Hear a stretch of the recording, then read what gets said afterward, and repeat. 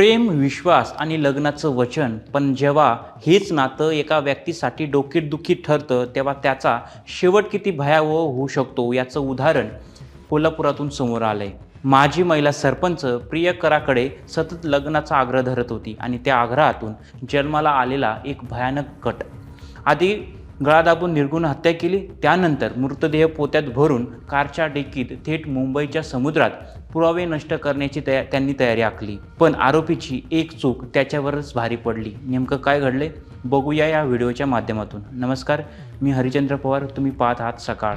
कोल्हापूर जिल्ह्यातील शाहूवाडी तालुक्यातल्या शिरगाव गावात घडलेली ही घटना संपूर्ण राज्याला हादरवून सोडणारी आहे. शिरगावच्या माजी सरपंच सुरेखा न्यारे यांच्या पतीचं सुमारे 1.5 वर्षापूर्वी निधन झालं होतं.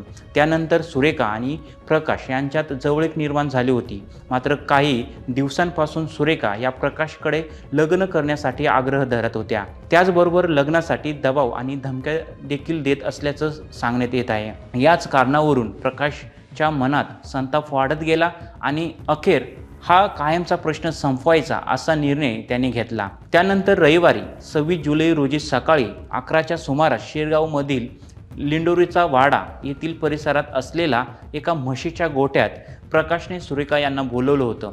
दोघांमध्ये यावेळी पुन्हा लग्नाची चर्चा झाली. त्यावरून पुन्हा त्यांच्यात वाद झाला आणि या वादाचं रूपांतर एक थेट हत्यामध्ये झालं. प्रकाशने सुरेखाची हत्या केली. मात्र खून केल्यानंतर प्रकाश इथे थांबला नाही. पोलिसांच्या हाती कोणताही पुरावा लागू नये आणि मृतदेह सापडू नये म्हणून त्यांनी आणखी एक धक्कादायक योजना आखली.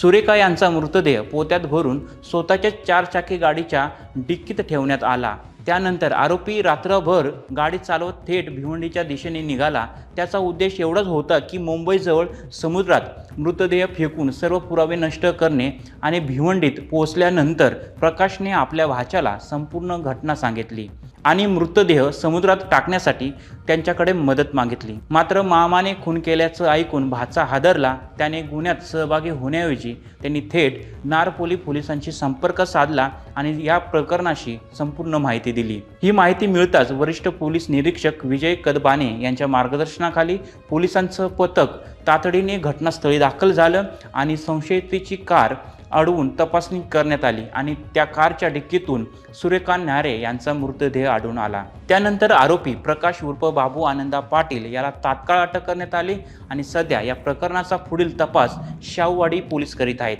या हत्यामागं केवळ लग्नासाठीचा दबाव होता की आणखी काही कारणं होती याचाही तपास सुरू आहे.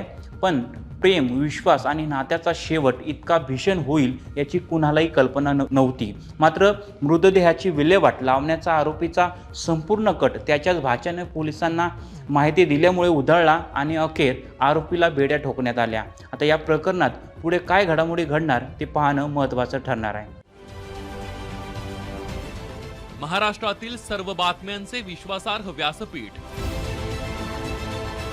सकाळच्या सर्व सोशल मीडिया प्लॅटफॉर्मला लाईक, फॉलो आणि सबस्क्राईब करा.